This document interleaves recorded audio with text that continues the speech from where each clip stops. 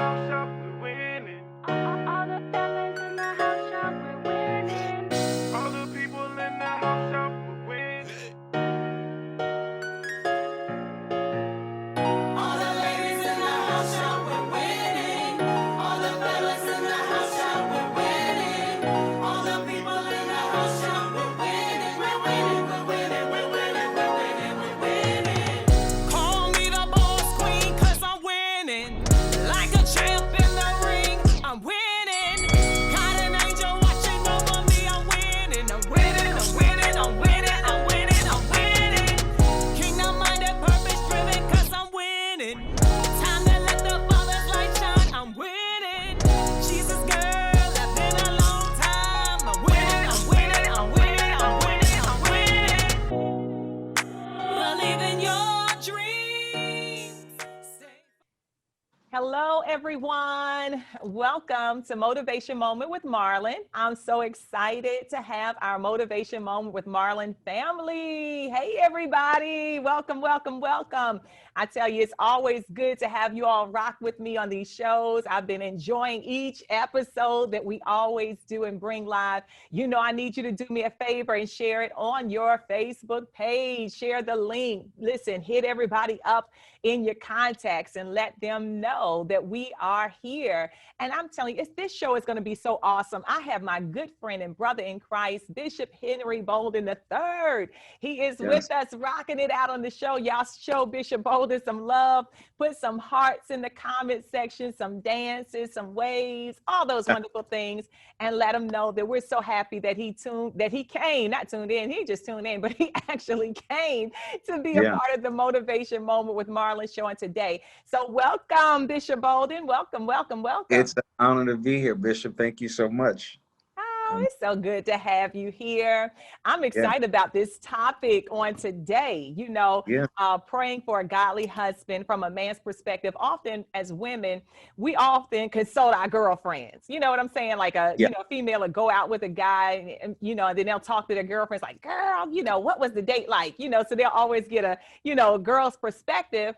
But, and guys talk to their male friends. And so, I just kind of want to pick your brain a little bit and, just hear from the heart of when you go back to your guy corner and you talk to your male friends about that date, or that special someone, what is that conversation like? And so we're talking about praying for a godly husband. That's the key thing, ladies. Now, you can get any man. You can get somebody with some, as my old pastor used to say back in the day, with some breeches on. But you don't just want any man. You want a godly man. You want the man of God that the Lord has for you, the purpose-driven mate that God has for you. So, Bishop Bolden, you ready? Let's jump in. We're going deep. We're going to swim out into the deep waters, and then we'll find a way to make our way back to shore some kind of way. I'm with it. Okay, so let me ask you, as we're laying the foundation in this show, just tell me, what is a godly husband? Let's let the ladies know. Ladies, y'all sit back. Listen up. What is a godly husband? A godly husband, I think at the core of it, I think that definition and understanding of it has to deal with the consciousness of that man. Just from my vantage point, a husband, a man, or king, as I refer to, as the Bible does interchangeably with man, he is a king. So I think a man has to have a consciousness of that. If he doesn't have that consciousness of that, then he kind of nonchalantly meanders through life, kind of assuming his role or definition of man or husband based on his sexuality, based on his economic status, based on his social status. And often that's why men have such a fractured perspective of what a husband is or a godly man is. And that has a lot to do with the conditioning from being a young boy. Growing up, the more women you had, and look at him, he's a player, he's this. And so that some of those things that have become ingrained in the psyche of manhood has to be reconfigured. It has to be readdressed. But the only way that can happen is that us as men have to have that consciousness and that awareness as to who it is that we are and what we are created to do. The scripture is very powerful in Psalms 8 when he says, well, what is man that thou art so mindful of him? Yes. And the Son of Man that God visited him. So this text is powerful because it goes on to say how God crowns him with honor. Ooh. And how he crowns him with glory. Now, crowning is a very sacred declaration. It's a ceremonial act of royalty or regality. So when you understand the consciousness of man, or what he was in terms of the concept that God had of him, he was comprised of three things that he should display, that women should very easily be able to recognize or set their desires on. That is that they have royalty, they have dignity, and they are, above all else, they have authority. So there's authority, there's royalty. That's good. There's dignity. And so if the extent of your scope of observation for a man is his height, his economic status, his educational prowess, then consequently, you will just have breeches. You will have 6'1" worth of breeches. You will have you will have a lot of surface fluff, but you will never tap into that sacredness of authority, royalty, and dignity that ultimately is going to bring fulfillment that I think a lot of women are looking for. Woo! My goodness, that was so good. I think, it was like the show is not geared for women, but I'm certain because of the topic, praying for a godly husband from a man's perspective. I know that my sisters are on and they're sharing it with their friends. But listen, this really, I think all the men needed to hear that.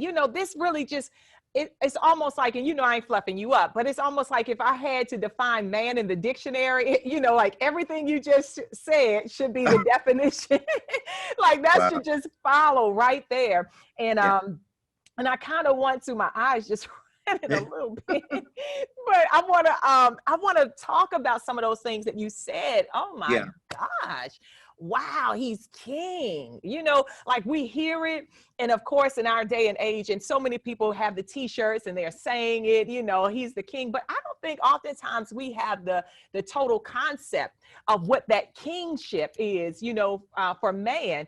And you broke it. You broke it all the way down. You broke it. Yeah. You did good. You did good. And so, let's talk about that. He's crowned. Okay. And then being crowned, he has royalty. You said he has dignity and he has authority, right? Those three things. So let's talk about those three things right there. Let's just highlight that because women, my sisters that are watching, listen, this is our Journey to You series, that God has given to me. Journey to You, of course, for those of you that are watching it, if this is your first time, second time, third time, I'm going to be plugging this book, talking about the book Journey to You. This is a global winning sisterhood. Of course, I'm rocking the pink tee. If you go to my website, it's being flashed across the screen, even as we're on the show. You can find all about it. The thing with Journey to You is we're helping women of God to discover God's purpose for their life. And a part of discovering God's purpose for your life is knowing who that purpose-driven mate is that God has for you. And as Bishop Bolden was talking about it, so many women, they end up in the wrong relationships. I believe this is just my perception. They end up in the wrong relationships looking for that husband, that godly husband, or looking for that man. But if that man doesn't know who he is as king, if he's not walking in his authority, if he's not walking in dignity, if he's not walking in royalty, because he's been crowned by God with that, it's going to be hard and challenging for him to identify with being a husband, because he has to first develop that relationship with God about who he is. And so I just want to talk a little bit, Bishop, about, about this royalty. Oh my gosh. I just thought back to Genesis chapter you know, Genesis chapter 1, when God created man, you know, in his Yeah. image and his likeness. And oftentimes we forget that that God is God, like he is over everything. He is king. So if we are heirs of God and joint heirs with Christ, you know, he is royalty. I mean, he is the total definition of what royalty is. So what does royalty look like? Because you said something, and I think women need to understand this, that is really not in a man's stature. You know, man looks at the outward appearance, but God looks at the heart. And and of course, as women of God, we have, I have a list. I'm gonna say that as a single woman, I have to confess it. I've confessed it on every show. I have a list, but I have 27 things on my list. So this brother got to be made in heaven. Just know that. Right. But along with that, and so many women, that's just how we do. And it's okay to have a hope image. But you can't get locked into that, because a man is not just what we see on the outside. It's the character and the nature of God that he has on the inside. And so you said something, Bishop, about it may not be in his stature, it may not be in his education, it may not even be in his, you know, financial standing. Don't let the man be broke, but, you know, it may not be in his financial standing. And let's just talk about that for a moment. Yes. I think the reference is to make sure that that's not your sole criteria. Yes, that's good. That's good. That's good. Because so many women could get stuck there, especially depending on their experiences, you know, depending on their financial or economic background, and just what, you know, what they expect. I love that. You cannot get stuck there, because it may not be what God may be bringing you, somebody that you didn't expect, but he's fit for your purpose. He knows that he's this king. He knows that he's royalty in God, and he walks in dignity, and he walks also in authority. So talk a little bit about that. Break those three things down for my sisters, and break those three things down for our brothers as well, to help them to understand what it looks like. You know, take those words and define what it actually looks like, so that I'm not looking for this knight in shining armor. You know, I mean, most little girls, we grow up, you know, and we're like thinking about Cinderella. He's coming. We've got that glass slipper, you know. Yeah. Well, when we talk about, let's talk about royalty. Okay. It is this indelible endowment. It's this transfer from the heavenlies, from the inception of birth. It's one of those, as the Bible talks about, those predetermined things. It was predetermined that I'm royal, that I'm a royal priesthood. Nothing about me is average or mediocre. And so, unfortunately, a lot of men and women as well, you grow up and you're inundated, and you have these negative influences by people who have warped perceptions of who they are, their own worth, their own value. And what happens is they project it on you. And because it's projected upon you, it deteriorates your internal imagery and your whole vantage point as to how you see yourself. But so when we talk about royalty, let me say it like this. Scripturally, man is king and God is king of kings. Because when you understand that, he talks about how the heaven is his, but the earth he's given unto men. Which means that there's been a designation. There's been this diplomatic designation of royalty. You run this. You own this. Everything this is yours. I'm putting it in your hand. So when we talk about this royalty, of course, we talk about dominion, as you alluded to from Genesis chapter 1, that God said, let us make man in our own image. Now, the thing about that being about us being made in the image of God is that man is designed to be the visible expression of God in the earth. In other words, when you look at man in terms of the concept through the lens or the vantage point of God, then I'm supposed to be a mirror reflection. So this is why he's extended and endowed me with dominion, because I got to act like him. I have to behave like him. I have to govern like him. And so I'm the visible expression of God in the earth realm. Now that's, I guess if we get into that, then there's two things that we have to factor in. So that when I am walking in royalty, it means two things. It means, number one, I'm a container of the glory of God. Woo! And it also means that I am the custodian of God's power in the earth realm. You better preach, Bishop. I'm about to cash app you. So when we talk about the dynamic of royalty, then we have to understand the duality of our possession, in terms that because I know who I am, Yes, I also know who I am not. Mm. The only reason you don't know who you are is because you've been somehow indoctrinated. You've been somehow convinced that you don't remotely resemble what you were predetermined to resemble or to reflect. Mm-hmm. Once I understand who I've been put here to reflect, then that gives me the power to reject any negative carnal influence that's trying to get me to lower my internal visual. Mm. Because there's nothing that makes people more upset with you than you as a man or woman who has a healthy appraisal of your own worth and value. Mm-hmm. That's true. And so when you walk in this royalty, when you have this regality about yourself, then you learn how to reject anything that infringes upon your internal viewpoint or your awareness or your consciousness of who God says that you are. Mm.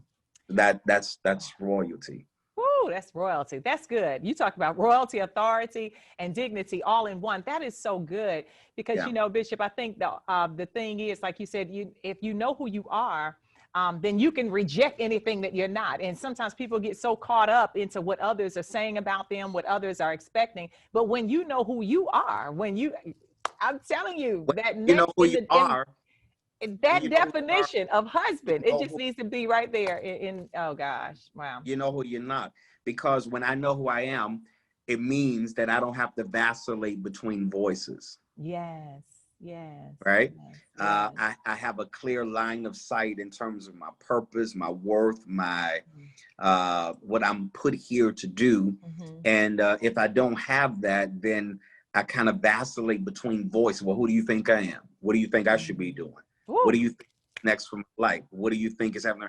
And so consequently, because you don't have any definition to your purpose, Yeah. then you are apt to become delusional based on other people's perspective of you. And that's male and female. That's male That's and across the board. That's yes. everybody. Because before you can be a great wife, you have to have a consciousness and an awareness of what being a great woman is. Mm. Because we're looking for good husbands, but Mm-hmm. good husbands are only a byproduct of great men. Mm. And so I think when That's we good. get those dynamics and we start really investigating in depth in terms of the definition of what makes man, again, it's not the baritone in your voice. It's not your ability to fuss and argue. It is your God consciousness that I am I'm a mirror image of God. I act like him. I walk like him. I talk like him. My authority, I exude authority. I exude royalty. I exude this kind of dignity. You know, it's like when you walk in the room and you don't know anybody in the room, but people look at and say, "Oh, he must be somebody." I don't know who he is, but when he walked in, there was this, and I'm not talking about some manufactured air. Mm-hmm. I'm talking about an exuding of the expression of the Spirit of God that is innately in you, and that you change any environment that you walk into, because when you walk in, God walks in. Woo! When you walk in, God walks in. I'm telling you, I can see in the comment sections, I can just see it just being blown up right about now. I mean, oh my gosh, that was Whew, I can't wait to watch it on the replay. I'm gonna have to catch it, take some good notes. But you said something that was so key. You know, being a godly man is I think you said it like this: being a godly man is a byproduct of being a good man. You know, like Yeah, you have to be a good man, know who you are. And the same thing for women, because to my sisters that are watching, I want to encourage you. Oftentimes, you're looking for this godly husband, but you have to ask yourself, you know, are you a godly woman before you can be a godly wife, or before he can be, I think that's what you were saying, Bishop, before he yeah, can be a godly husband, he has to be a yeah, godly man. Are you that godly woman? Are you that woman that you're looking for something, but are you what he's looking for? You know, sometimes we have to do the work. I call it a life self inventory. We have to do the work. Look back at your former relationships. Why didn't they work? look at your, you know, yeah. what happened? What sometimes, you know, we don't want to listen to what our exes have said about us, the negative things, but some of those things might be true to our character that we may have to, you know, tweak here and there. I tell people, your friend's going to tell you the truth, you know, Right. but those that really may have gotten on you got on their nerves or whatever, they're going to tell, your friends will tell you what you want to hear, but those that you got on their nerves going to tell you the truth. That's what I was trying to say. So sometimes you have to tweak things in your character so that when women of God, when God sends this godly husband, you know, looking for you, you'll be who he's looking for, and vice versa. So be willing to do the work, be a good woman, so that this good godly man can find you to be a good godly husband. Let me Yeah. ask you this, Bishop. That was so good. Oh my gosh, you broke that thing down. You need to go on and write a book on that. You broke that thing down. Let me ask you this here. What are some don'ts in a dating relationship? Because you know, there are some women that may not understand the dynamics of dating a godly man if they've never dated a godly man, you know, before. They might have dated some players and different things like that. And you talked about the perception, things that Yeah. people put in your head, you know, things that people put in your mind. But what are some don'ts in a dating relationship that you would consider? Talking to talking to your homeboys. What are they saying? You know, what's in the brothers' corner? The secrets that they talking about. What are some don'ts in a dating relationship? There are a whole bunch of don'ts. I think, and let me preface it by saying this. I think we use the whole dating mechanism totally wrong. We date to go eat and go to the movies and do things like that, when what I think dating is really for is for data.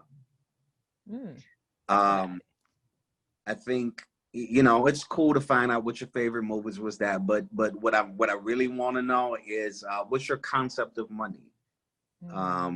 What's your concept of parenthood? I think we don't delve deep enough into understanding how people's psychology work.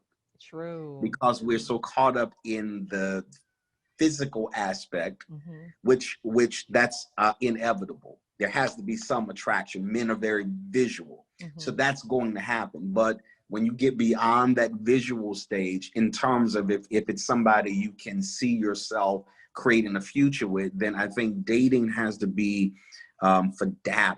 It's where I'm absorbing you.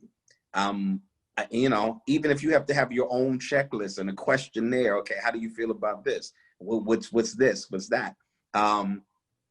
Because a lot of times people become so fanatical. They have these fanatical perceptions about what they want, that they will try to make somebody become what they want them to be, when that's never going to be a realistic possibility. Oh, that's good.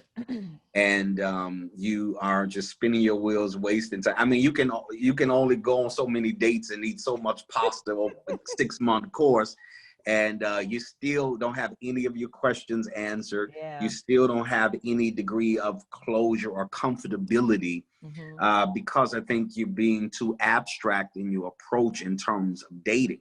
I wouldn't date anybody just to go on. You know, I take myself out to dinner every single day. I eat breakfast, lunch, and dinner by myself. I'm good. I don't need that. I want to know, what's your future plan? Do you have a portfolio?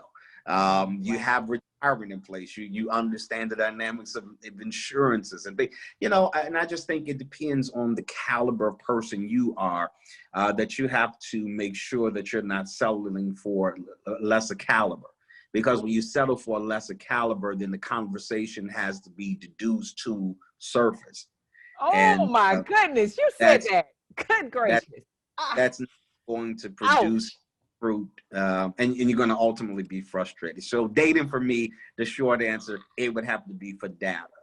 Wow. Because here's what I know. Ooh, I'm gonna have to go back to that statement. I know I don't even know if they heard it because I didn't mean to comment during it, but good gracious, that was something. So settling for lesser, caliber. And I'm definitely getting ready to come back to that point because I totally agree. But I want to, as you were talking about dating for data. Yeah. And of course, we know the first date may not be, do you want to have children, where you live and that sort of thing, but really dating on purpose, I don't know about you sisters that are watching and my brothers, but we don't have time to waste in this life journey. It doesn't matter how young you are or how old you are. One thing, I've talked to my younger son who's 26 years old, and it's amazing when I talk to him about, dating and those sorts of things, because he's kind of like my singles counselor right now. Go figure, but it's just amazing how he's so sharp, how he's sharp and he knows what he wants and what he's looking for, the type of woman that he's looking for, and for young people to think this way, sometimes as seasoned or older, people, older being over 30. I'm over 30, we can obviously say that if I have a 26-year-old. 30 already.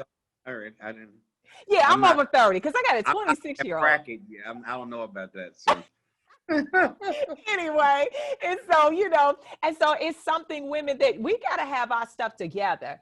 Like Bishop was saying, have a checklist. You can be in your mind, but have a checklist. We're talking about what are some don'ts in a dating relationship. Yeah. And don't just date to date. You can fix your own, pasta. You can hang out with yourself, but date on purpose. Date to get information. Who is this person? Make sure that you connect. I pretty much could tell after like the second encounter with an individual whether we vibe, whether we have chemistry. And I'm the kind of person I could just like say, hey, this is it. You know what I'm saying? And it's so funny because guys are like, they just can't believe it. I can tell if we click, and if we don't click, I can move away from something because we don't have time, women of God, to just stay in something. Bishop said something that's so key, that you can't fix a person. Either you can't make them fit in your list. I have a list of 27. I'm not going to make that person fit in my list. Either they're going to fit in or they're not. And you have to be willing to move on if they don't. Don't become desperate, sisters. I don't care how young or how old you are.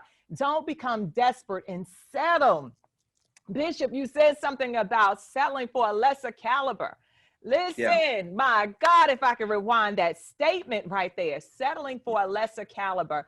And it's not lesser like putting a value on a person's life, but it's just that you don't share the same morals. You don't share the same values. You don't share the same projection for your future. At a certain age, and I would say 21 and over, that person should be mentally geared, especially in our modern day, concerning things like life insurance and health insurance and having a 401k or a savings plan. You shouldn't have to take that person to a bank and show them how to open up a checking account. Like, they should have things in place. If this is the king, women, that God has placed over you, then this king should have a throne he's sitting on, and he should be ruling. He should be ruling something if it's $5 in his bank account. But a brother should have his stuff together. I'm sorry. Listen, y'all can comment, say what you want, but the brother got to have his stuff together. I've been talking to a lot of millennials, picking their brains, Bishop, about things.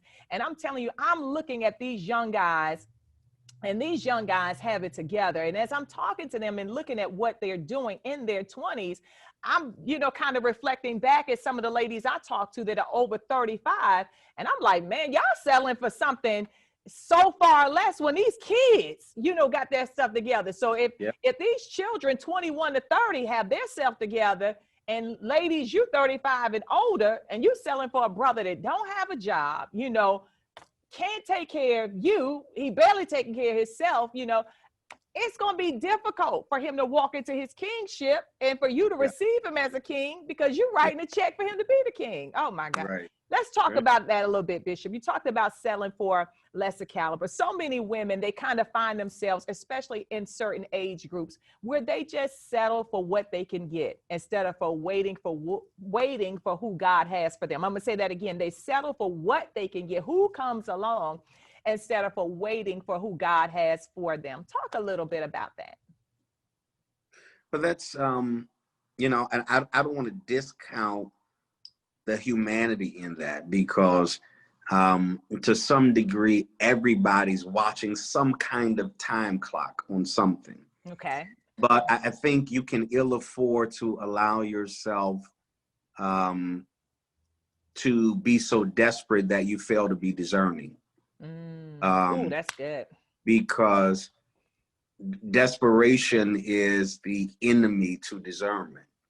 We'll say things like, if it was going to happen, it would have happened by now. So it's obvious that you need to take some of these matters into your hand to get them to materialize or to manifest. But when you do that, the reason you do that or settle for lesser calibers, one of the reasons is you've convinced yourself that you made a too high of an assessment of who you are. Ooh, talk about and it. You say to yourself things like, well, if I wouldn't have been so picky, I would have been married by now. You know, maybe 27 things on the list is a bit much. Maybe I can scale it back to, 20, 21. And so we do that because we've convinced ourselves that our self-assessment is too high. Number two, I think we do these things because of convenience. Oh, that's good. It's more convenient for me to take a fixer-up project than it is for me to expend the time necessary in planning a whole building project. So I'd rather take a project than what I'm really passionate about, because I don't have the time for all of this. Let's just take some shortcuts. Let's move some of this time out of the equation, and I'll do that. And then a third reason, I think, as I'm thinking about it, would be the intimidation of comparison. You're comparing yourself to other people in terms of where they are in their life and their time factor, their time. And certainly, if a great portion of your peers are here and they have this and they have that, then you feel like something is ridiculously wrong with you. And so you do these things which only further complicates your life, which generally will end in such a down spiraling of your emotional stance. Emotionally, it's going to break you down and create some almost unrecoverable factors for you to get back into life again. So I would say, I know the waiting is hard, but it's necessary. You just have to wait. It's like I tell some people, it may be for somebody to get married at 23. It may be for somebody to be married at 63. But here's the issue, and somebody's got to say it at some point. You cannot put your life on hold with the sole purpose of your existence being to marry somebody. That's so good. That's so good. You've shelved your dream, your ambitions, your goal. I'm just waiting on the Lord. I'm gonna be married. Well, here's the issue. With as much as women want from men, the men I know, or a certain caliber of men that I know, you got to be more than fine. You got to have a high FICO score now. You gotta That's have good. You got to have some kind of career or career aspirations or entrepreneur endeavors. So the dynamics change, because it's not just that you are able to attract or keep the attention of a man by your physicality now. There are a lot of fine women. There are a lot of beautiful, gorgeous women around the planet. But what do you have in your head? Yes. What do you have in your conversation? I could listen to a woman talk. I could almost set my timer and give her 5 minutes. And within that 5-minute conversation, I'm going to know if 30 years from now, I want to say she's the mother or grandmother of my future king or next generational king. Oh, that's good. So, you know, it's all about evaluation. Any relationship is about negotiation. Anytime you're not pliable or inflexible in terms of, well, I gotta have this, and this has to be that way, and this has to be that way. You know, as you grow and you mature, you evolve. Because here's the issue, and you probably can attest to this, or maybe not. Some things I wanted in my 20s that I thought was absolutely necessary, it kind of lost that kind of appeal when you get in your 30s, because you look for something more and something more in depth, more meaningful, that causes you to gravitate to them. Now, being pretty, I'm a fan of that. Being fine, that helps. I'm a fan of that. I think that's incredible. But after all of that is over, there has to be some substance. True. Because if your only attraction or pursuit of a woman or vice versa, a man is sexuality, that's gonna, you know, you live long enough, you'll figure out that'll fade eventually. Yes, it gets old after a while. It gets old after a while. It does. But I mean, it may get you, but it gets old after a while. Gotta be the substance. That's the sustaining factor in any and every relationship. That's good, Bishop. That is so good. We're in our Journey to You series here in the Motivation Moment with Marlyn show. And Journey to You is my mentorship program. It is a global winning sisterhood. And I want to encourage everyone to pick up this workbook and be a part of this sisterhood, Journey to You. My website is being posted up on www.motivationwithdrmarlyn.com. You can go to the website. My products are on there. Also, to sign up for the mentorship program. Women, our goal in the Journey to You family is to help you to discover God's purpose for your life. And Bishop Bolden is on. We're talking about praying for a godly husband from a man's perspective. I am a firm believer that the man that God has for you is fit for your purpose. Like Bishop said, you can't just, walk around waiting for him to come. You have to occupy until he comes. And so for those that are already married and you're in the Journey to You family, you know that this is helping you to, just become who God called you to be as a woman. Because when you know who you are as a woman, you can be that godly wife to your husband. And so for those ladies, Bishop, you said something that was so key. You have to like keep living your life. All your life can't just be waiting to get married. It may happen. It may never happen. We don't know what God has. Each one of us, God has a different script for your life, but God wants you to live your best life and enjoy living, enjoy building your career. You talked about something, Bishop, about, a man, depending on his caliber, the things he's looking for. You said something, I thought that was hilarious. I have to be honest. You're the first person I heard say that. Good credit. He's looking for a woman with good credit. Good curves with bad credit. Yeah. Oh, wow. Curves, bad credit. It ain't gonna do it. I have never heard that. Good credit. All right. So sisters now, they trying to work on their credit, trying to get the credit. Please work on it. Work on it. Work on it. We need like an 800, 815, somewhere in that area. All right. That's you got me cracking up. Wow. All right. So 800. What about 720? I know the sisters, they comment, they blowing it up right about now. That's on my list. That's the list. That's the so you got so now you got a list. I got my list as well. I have to be honest. Okay, so now it's 28 because I only had 27. So now it's 28. Good credit. The brother need to have an 800 plus credit score, Oh, working towards it. Working towards it. All right, we're gonna give him a little grace. He can work. If he's in the sevens, he can work towards. He can work. All right. So sisters, good credit. Ambitious. That's something that I've heard also from men of God, and you talked about that, Bishop, as far as a woman, being career-minded, career-orientated. Let me ask you this. How important is it? Because I know that you're a businessman. You're not only a pastor, but you're a businessman and you do so many different things. How important is it to you? And I want to talk about being ambitious for these next couple of seconds. How important is it for you that a woman know who she is and not be clingy and needy?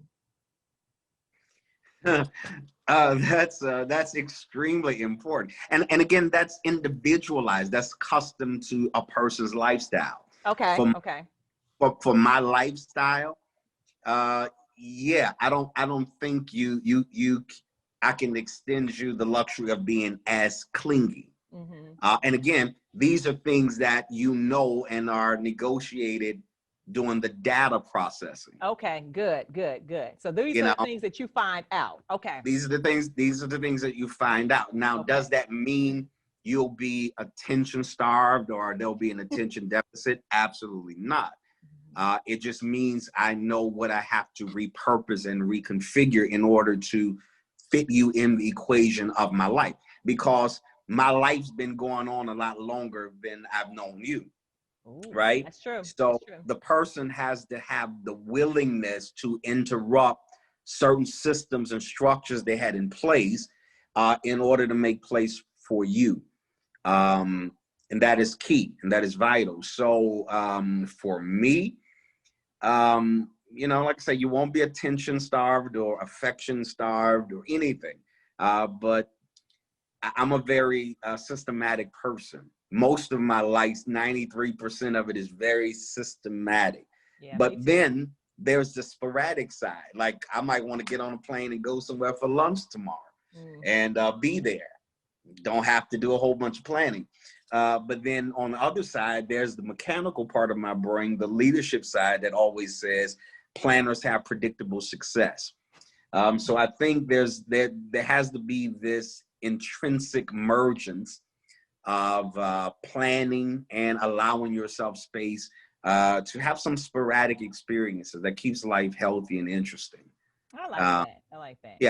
So if she's clingy and needy, um, overall, that's just something. I love the fact that you said that's individual as a preference Yeah. or not, and that's something that a woman should really figure out in the dating process. Because I think oftentimes as women, we put this guard up of who we're not, and I believe that you should put your true self. Like I know whoever I'm with, I require a lot of attention. That's just me. Yeah. And so, it's those are things that are in the dating process, like you said, Bishop, data that you need to find out, because if this person can't handle your huge personality, then in the long run, you're going to wear them out. Now, it's not that I require a lot of attention like a child, it's just I live a very busy life. So I Right. need somebody who can, roll and flow with me so that when I'm not out there, to the world per se, they can give me all the clingy and needy attention that I need. But I also want somebody too who is career minded, career oriented, and has their own things popping, and going for them. But it's something you should talk about, sisters. This is so key. This is something you should talk about in the dating process as you're gathering data. Don't be afraid to be you. Don't be afraid to Yeah. express what you need. If it doesn't work, it just doesn't work. It just doesn't work. You have to be honest with yourself, and then along with that, be willing, like Bishop said, it's negotiation. Be willing to negotiate things that you have to negotiate. Can I just be honest? A non-negotiable for me, I know this might throw, some fellas off, but it's all right. A non-negotiable for me is do not send me to the voicemail. I hate going to, I just feel like I have to be honest.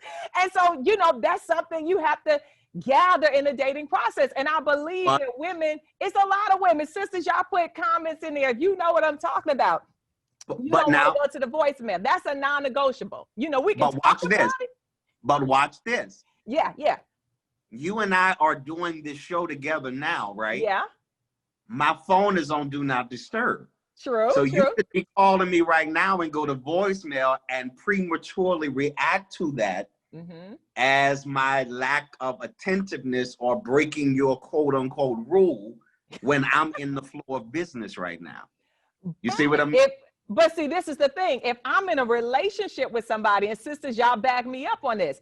If I'm in a relationship with somebody, then we're going to talk about it. So if our lives are scheduled, it's like, I'll say, Jim, whoever, well, I've got, some interviews to do. I'm preaching. These are my times and schedules, and vice versa. We respect one another to communicate, where we are. So I'm not expecting to call him, or he's not expecting for me to call him during those times, because we understand. Now, wait a minute. It's not like a hardcore rule, but overall, it was starting to sound like it. I didn't know. I was like, but I'm like, hold overall, on, I need to call. Hey, I'm getting ready to jump on another live. I'm getting ready to do this right now, so I don't want to call and get the voicemail and feel rejected. No. But overall, it's just one of those, if I know that, you know, it's free time. Of course, we all know when we're dating, and we're talking about in the dating process, and we're dating somebody, we know our time schedules and that sort of thing. But my whole thing is, and you know when somebody swipes you, oh, sisters, y'all know what I'm talking about. Y'all know when you get swiped and you just don't want to go to the voicemail. And that's just, I can't do the voicemails. I just feel like my time is so important that if I'm calling because it's urgent. But again, this is data. I might eliminate right now. I got some guys that's like, oh no, I can't. I told you, I require a lot. And so I might be turning like 20 guys off right about now. And it's okay, sisters, to be you. Talk about these things. Of course, if I'm dating somebody, I'm going to talk to them about this. I'm going to break this down, you know, help them to understand. And again, I'm not the kind of person, for anybody that knows me, even my spiritual children, I'll call a person like once a day, or I may even call like once every other day. Like, I'm not a talker. I'm a texter. I'm not a talker. So if I'm calling, then I want something. Well, we'll if we had another opportunity, but sometimes that, not you, but generally it happens that way. That's a little ego kind of rising up. Like, look, I don't do all this talking, but I done took my time to call you only not to get you. Because now your mind is saying, you know how many other people would love the fact that if I picked up the phone and just called them, and so tap your neighbor and say amen. But you know, I'm having so much fun. And it might be, and it may be something I have to work on. You know what I'm saying? I can tell from the intonation. I can tell from your intonation and your body language when that happens. Well, I'm going to work on it, but I can't guarantee it's going to change too much. But I'm going to work on it. I am definitely going to work on it. But I want to say this on that note, and the reason why I shared it is because, sisters, I want you to be your true, authentic self. Yeah. That's what the Journey to You movement is. You know, it's being your true, authentic self and understanding who you are, you know, understanding how you flow. Of course, I'll work with it if I get swiped. I will work around it, you know, every now and then. But overall, you know, that's just something that I don't prefer, you know, and that's something that I would communicate. And I want to share, women, because I know that sometimes when we're in relationships, you like a person so much, you may just find yourself just, you know, doing things and settling or accepting something that's not who you are. And I want you to know, be you, do you want, you know, it's okay to want what you want. And the same thing for the brothers that's out there. It's okay to want what you want. If you want your sister to come, that sister girl to come in there and be banging every time you see her, you know, because, you know, Bishop, guys like to be with the sister that they could, you know, that all their friends want, you know what I'm saying? And be that sister, put on them 3-inch heels, you know what I'm saying? But anyway, so I'm gonna go on because that's a whole nother show. Right. That's a whole nother show right there. But be you. That's what I want you to know, ladies. Be you and be comfortable being you. Communicate that. We were talking about some don'ts in a dating relationship. Don't be fake. Don't be phony. Don't be somebody you're not. Be who God called you to be. Bishop, our time is running down. Good gracious. We got caught up in my little story, I think, with the swiping. Look, I'm telling you, I eliminated some people, and that's it. You will eliminate people that can't flow with you. You ain't got no time to waste. You could just. That's the purpose of your criteria. Criteria. Yes, now I got 28 things with the credit now. Well, criteria is the prerequisite for categorizing. Once I take you through my criteria prerequisites, now I know how to categorize you. Initially, I thought you would be a lover. After this, you'll be a great sister. Well, right? That's good criteria. Yeah. If your criteria determines the categorization of everybody in your life. And that's true. And it doesn't mean you have to eliminate that person. It just may not be the person that you go on, you repurpose them into an area of your life. And I think we all do that. We have friends that we say, okay, this is you and this is you. I wanted to talk about something, but our time is running down. But so can you spend like 2 minutes? Because I know that you were doing a series on relationships, how to break up with somebody, you know, dealing with the trust factor. Can you just give us in like a 2-minute nutshell? But I just wanted to hear your heart on that. Because oftentimes when we're talking about praying for a godly husband from a man's perspective, you could tell me and Bishop are friends. And so that's why we have a different kind of flow where we could just laugh and joke about these topics. I'm certain we'll carry it on after the show. Yeah. Talk about it, especially that whole swiping thing. But, you know, but the thing is, Bishop, what is, you know, what is your take on it's kind of hard to get both of those in on breaking up with somebody, the right way to break up with somebody, and dealing with a trust factor in a relationship? Can you give me like a minute and a half on both of those? I know I'm putting you in a tight corner.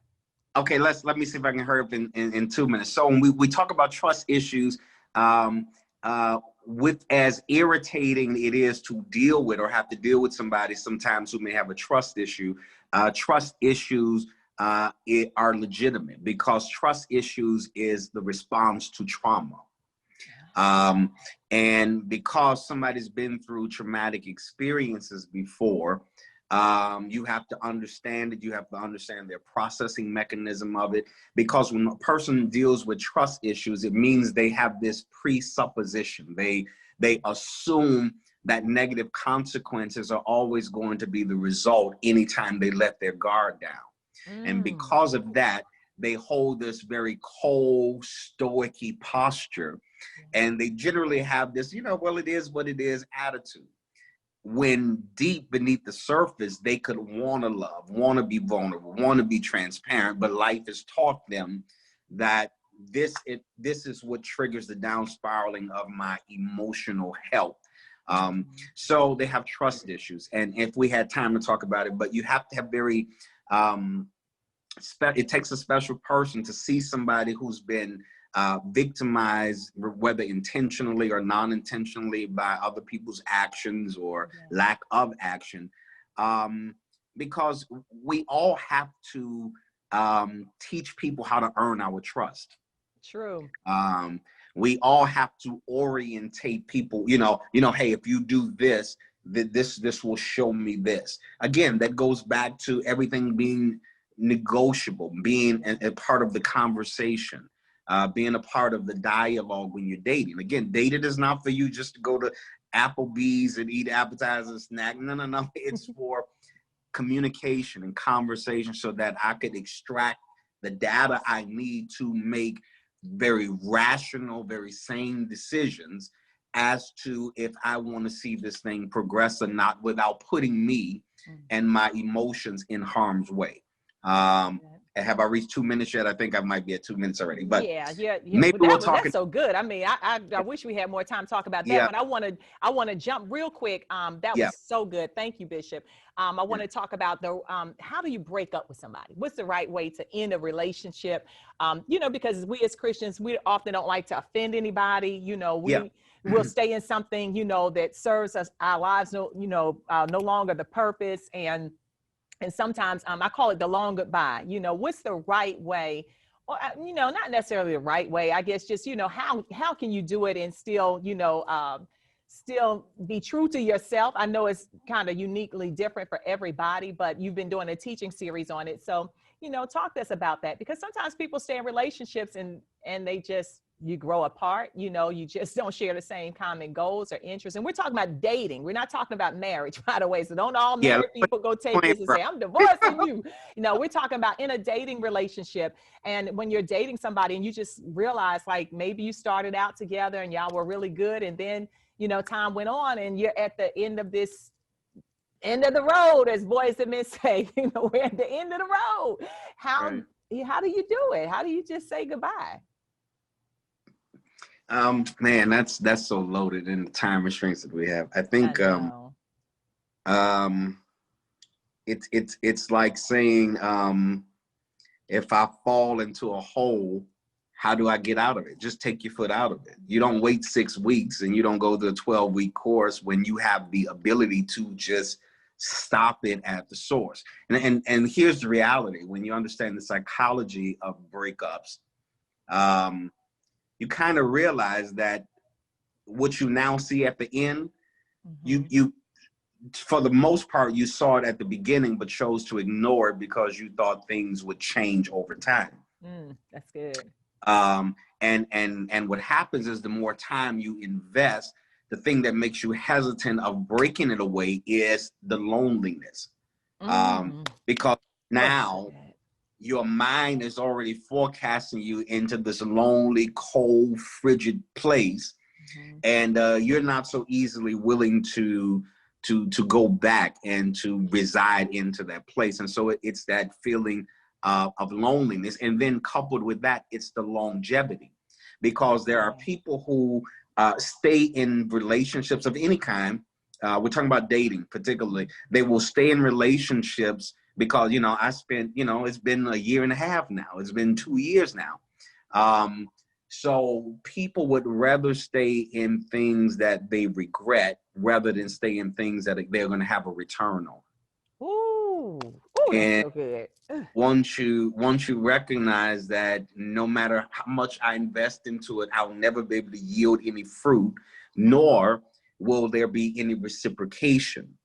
Because here's the issue. You don't have to love me more than I love you, but you do have to love me at least at the level that I love you. Otherwise, it's going to be a depleting, deteriorating relationship that is doomed from the beginning. We just waited and listened, and then when it's finally over, you're like, man, I'm surprised it lasted that long. I thought, you would have walked away a little earlier. Because if you were you would have left you 8 months ago. Yeah. But and again, just time restraints. But yeah, it's that longevity and that feeling of loneliness that I think that attributes to why we are reluctant and hesitant to break up from things that we really need to, because there are some things you can't break up with subtly. You got to break up with them abruptly. Yeah. That's good. You said something, oh my gosh, and we really do have to go, but then I can't leave us on that note with the breakup, because then somebody may be on the other end of the breakup where they were the person who somebody broke up with them and they're dealing with the heartaches. I want to address that, real quick. But Bishop, you said something I thought was just so key, that people don't want to deal with the loneliness sometimes because the enemy has played this story in your mind. Well, like, if you let them go, then you won't have anybody to watch your Netflix movies with, you won't have anybody to go bowling with, and you replay that. But you have to learn to be comfortable being by yourself. It's an old saying, I can do bad all by myself. And why spend time with somebody who is just company and not somebody who is called for your purpose? Did you hear me? Why spend time with somebody who is just company, but they're not called for your purpose? So you may be in a position where you're dealing with the breakup, but then you also, as a woman, or a guy, you may be in a position where somebody broke up with you. And like in a minute and a half, Bishop, how can you just address this for somebody that an individual, and it's hard. Breakups are hard. Like, I was married for a number of years. So, I've kind of been a little exempt from it. I had to deal with death. When my late husband passed away, that was not a breakup, because when God promoted him to heaven, I knew he wasn't coming back. So I had to deal with the grief process. But when you're breaking up with somebody, that person is still around this earth. They're still walking around. God forbid you're stalking their social media page and you see them post, see them posted up with somebody else. Like, that's hard. They doing stuff with her that you couldn't get them to do with you because they wouldn't do it. Now they all of a sudden like to do it. Exactly. And then in your mind, you like, I bet he said the same thing to her. She did this with So how do you deal with, how would somebody deal with being, I don't know if I should say broken up with, but if that's the key thing. How can somebody deal with that? Because it's hard. Some people go into the stalking thing. Oh gosh, if I had time to talk about that. And you gotta be sane. You know what I'm saying? And some people take it even further, and really try to attack somebody's life, because they're so hurt over the breakup. So it's real. It is real, sisters. And if y'all ever dealt with it, how real it is. It's really letting go in a healthy way. So how can they deal with something like that in a minute and a half, Bishop? How can they deal with it? I know I'm backing you in the corner on it. Yeah, I think one of the things to really do, if you're going to be honest with yourself, is to realize that everything they've said, or perhaps the reasons they broke up with you, could have some validity to it. Often we get broke up and we're hard, but the truth is we did do what they said, or we didn't, we weren't as attentive that as we should have been. So I think it would behoove you to do a healthy exit assessment so that you don't transfer that baggage onto new relationships. The goal being that you want to stream down as much of your inconsistencies or toxic behaviors so that you don't necessarily create a chronic pattern of breakups over the course of your life. I need to know what I did in this relationship or did not do so that I can adjust for this next relationship so that I can be the best possible version of myself I can be for somebody else. But don't leave it feeling like they broke up with me. Well, after you get through crying, be honest with yourself. Say everything they said wasn't wrong. You did a lot of this. So the only way to stop this recurring cycle is to, again, address it, adjust it, and go on with your life, realizing that you still have way more life left to live. And knowing that one day somebody's biggest regret is going to be the day they walked away from you. Ooh, that's good right there. And I want to add to that too. That's good. Oh my gosh, somebody's going to have regret. And I want to add to that, this one thing is that for whatever reason that person broke up with you, don't ever feel within yourself that their assessment or their value of you, is who you are. In other words, like Bishop said, be willing to do the work to make the adjustments so that you don't have a cycle of being, broken up, but accept it. Because when you accept it, this is the key thing, sisters, and for my brothers that are watching, when you accept it, that this person doesn't want to be with you, you just accept that. Like, you can't make somebody love you. Basically, that's what I'm trying to say. You can't make somebody love you. You can't hurt yourself, and you can't harm somebody, and you can't stalk them. You can't stalk their new relationship, unfollow them, unfriend them, move on. If they've moved on, they don't want to be with you, accept that. And sometimes for women, especially, it's hard to accept the fact that somebody may not want to be with you. You may feel like you the bomb.com, you everything. But if they don't, just accept it. Like Bishop said, sometimes you have to cry. After you cry, and it may last days. I've had single friends, and it has lasted days, weeks, months. But there's an end to the crying days. There's an end to the breakup. And God has somebody that's just set for you. So don't run behind a man trying to make him love you. Listen, love you enough to say, I'm going to miss you, and I'm going to work on everything I need to work on me, so that when the guy that God has for me comes along, I'll be fit for his purpose and he'll be fit for my purpose. But don't ever, women of God, don't try to make a man love you. Don't do it, because that's how you'll get caught up into getting abused and being used and mistreated. When a guy says he doesn't want to be with you, Bishop, would you agree that he really means he doesn't want to be with you?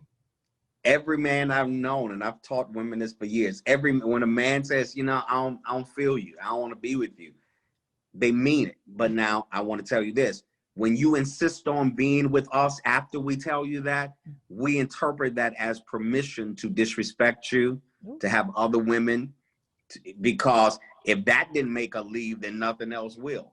Because after I have very upfront, and then what generally happens is once you bring it up again, you say, well, look, I told you I didn't want you no more. You chose to stay. So when you choose to stay, you give us as men almost the clearance. Well, we'll do whatever we want to do. She's gonna always be there. She's gonna always be there, because sometimes the worst thing you can do to yourself, women, is not take the out that the man gives you. Woo! Good gracious. Put that in the comment section. Sometimes the worst thing you can do is not take the out that a man will give you. My gosh. Bishop, I wish we had a whole nother hour. We have gone into so many side segments of this show. Yes, but our time has truly run down. Oh my goodness. This Bishop, has been just so good. For having me, Bishop. I thank you. Thank you for being my guest. Let me ask you, how can our family, our Motivation Moment with Marlyn family, how can they get in touch with you, your ministry, the products that you have? Can you put up your book that you're going to be sending to me real soon? Can you put that book up? Because I just can't wait. Like, I'm just on the edge of my seats to get this book right here. So how can everybody get in touch with you? All you got to do, social media, type in Henry Bolden on any social media platform. I will pop up. That's HenryBolden. All of my products and books and ebooks, go to henrybolden.com, and that will be available to you right there. Check out my Leaders Labs and everything that I got going on. I think it will bless you. So you'll find me every. Family, y'all make sure y'all check out Bishop Bolden, everything that he has going on.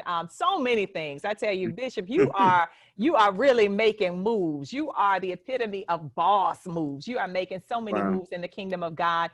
And if you're ever in is it New Orleans? It's New Orleans. New Orleans. If you're ever in the New Orleans area, y'all make sure once Bishop gets back to public worship services, they're streaming now, but y'all make sure that y'all stop by his church. Tell us where your church information as well, Bishop. New Home Family Worship Center in East New Orleans. We're right on the lakefront of New Orleans, 13800 Haynes Boulevard. Go on Facebook and just go to any one of my pages. You'll see all the links to everything that we're doing. And while Bishop was talking, somebody from his team is putting it also in the comment section so that you can grab a hold to it. Make sure that you visit his ministry. Check him out when he's worshiping in worship services. Powerful preacher. I've had a chance to sit down and stream some of his messages, and I catch them all on IG. I always catch his IG clips. And but just a good friend of mine, good brother in Christ. I believe in the anointing of God that's on his life and what the Lord is doing. So family, y'all make sure that y'all support Bishop and let him know that you saw him here on Motivation Moment with Marlyn Show. Don't forget, quick plug, don't forget, check out my book, this workbook, get it in your hands. Men of God, get it for your wife.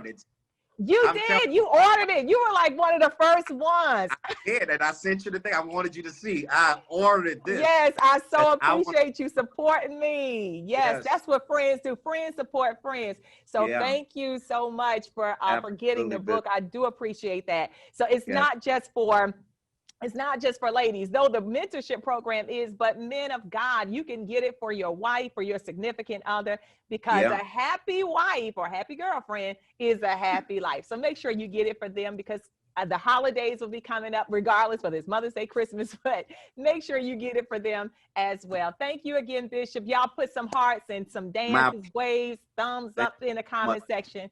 Thank you for being with us. Everybody, we'll see you on the next episode of Motivation Moment with Marlyn. Make sure you share this link, because I know there's some sisters that you know, like I know, that need to hear from the heart of God. Bye, everybody. Bye. All the ladies in the house shop